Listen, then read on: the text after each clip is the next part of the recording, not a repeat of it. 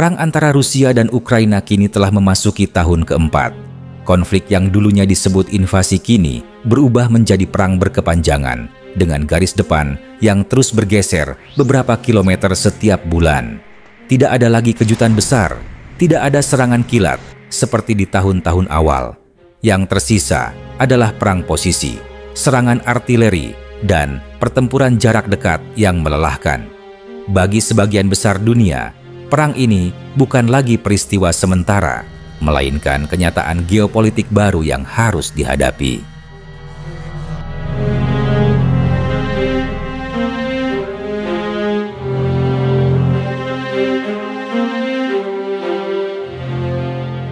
Pertempuran paling intens terjadi di sekitar kota Pokrovsk di wilayah Donetsk.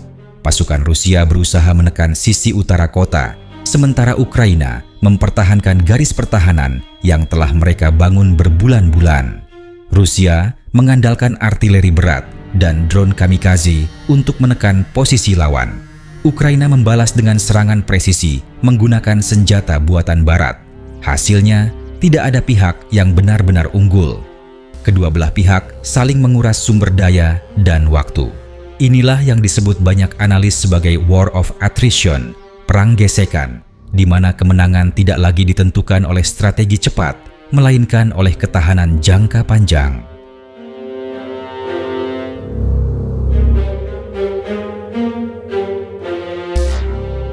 Di tengah maraknya penggunaan drone dan sistem pertahanan modern, Rusia masih mengandalkan senjata lama seperti 9 K-35 Strela 10. Sistem pertahanan udara jarak pendek ini pertama kali diperkenalkan Uni Soviet pada akhir 1970-an.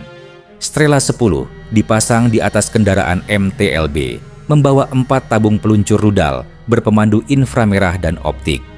Sistem ini tidak menggunakan radar aktif, membuatnya sulit dideteksi dan relatif kebal terhadap gangguan elektronik. Rudalnya seperti tipe 9M37 atau 9M333 dapat menembak sasaran sejauh 5 km dengan kecepatan hingga 2 kali kecepatan suara. Di medan perang Ukraina, Strela 10 digunakan untuk menembak drone pengintai dan helikopter serang yang terbang rendah. Keunggulannya adalah mobilitas, kesederhanaan, dan kemampuan bertahan dalam kondisi perang elektronik yang padat. Namun, kelemahannya juga jelas.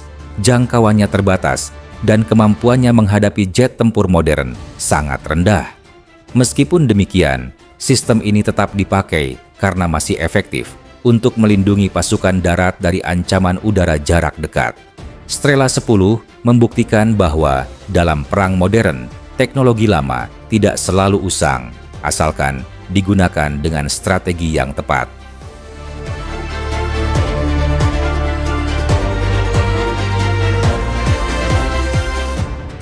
Reaksi dunia terhadap perang ini tetap terbagi.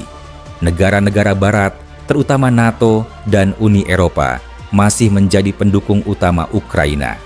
Bantuan militer, keuangan, dan kemanusiaan terus mengalir. Namun, di Eropa sendiri, kelelahan politik mulai terlihat. Krisis energi, inflasi, dan tekanan domestik membuat banyak warga mempertanyakan lamanya dukungan terhadap Kiev. Amerika Serikat tetap menjadi aktor utama dalam mendukung Ukraina. Tetapi, hubungan diplomatik Washington dan Moskow berada di titik terendah dalam 2 dekade terakhir. Pertemuan-pertemuan yang direncanakan untuk membuka ruang negosiasi berulang kali gagal karena ketidakpercayaan yang mendalam di kedua sisi. Sementara itu, negara-negara Asia mengambil sikap lebih berhati-hati. China menyerukan penghentian perang dan menolak sanksi sepihak terhadap Rusia. India tetap menjalin hubungan ekonomi dengan Moskow, khususnya dalam sektor energi. Negara-negara ASEAN, termasuk Indonesia, memilih posisi netral, menekankan pentingnya solusi diplomatik tanpa berpihak.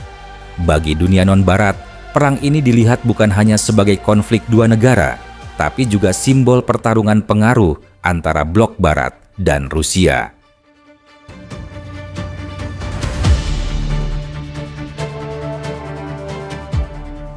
Konflik ini juga menimbulkan dampak besar bagi warga sipil. Jutaan orang kehilangan rumah, ribuan lainnya mengungsi ke negara tetangga. Isu deportasi anak-anak Ukraina ke wilayah Rusia menjadi perhatian global, meskipun klaim dari kedua pihak sulit diverifikasi secara independen. Dalam perang seperti ini, batas antara fakta dan propaganda menjadi kabur. Setiap video, setiap laporan segera berubah menjadi alat informasi yang digunakan untuk membentuk opini publik. Di dunia digital, perang informasi berjalan seiring dengan perang di medan tempur. Sementara itu, kehidupan masyarakat sipil di kedua negara semakin berat. Ekonomi terganggu, infrastruktur rusak, dan kelelahan sosial meningkat. Perang ini kini bukan lagi tentang ideologi, tetapi tentang bertahan hidup di tengah ketidakpastian.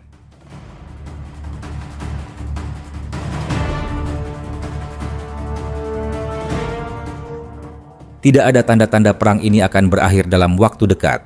Rusia masih memiliki cadangan besar, baik dari segi logistik maupun tenaga. Ukraina, di sisi lain, masih bergantung pada bantuan luar negeri untuk mempertahankan posisinya. 3 kemungkinan kini dipertimbangkan oleh banyak pengamat. Pertama, perang membeku dan berubah menjadi konflik statis seperti di Georgia atau Moldova. Kedua, tercapai gencatan senjata sementara untuk memulihkan kekuatan masing-masing pihak. Atau ketiga, perang berlanjut dengan intensitas rendah, berlangsung bertahun-tahun tanpa hasil akhir yang jelas. Apapun bentuknya, perang ini telah mengubah cara dunia memandang stabilitas. Ia menunjukkan bahwa konflik besar di Eropa bukan hal masa lalu, tapi realitas baru abad ke-21.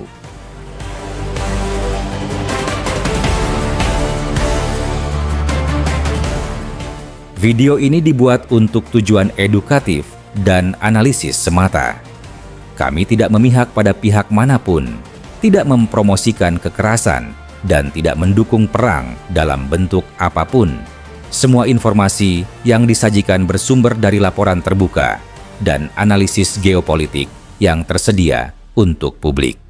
Tujuan kami adalah memberikan pemahaman yang seimbang tentang situasi global agar masyarakat dapat berpikir kritis dan bijak. Perdamaian, dialog, dan diplomasi adalah jalan terbaik untuk menyelesaikan konflik.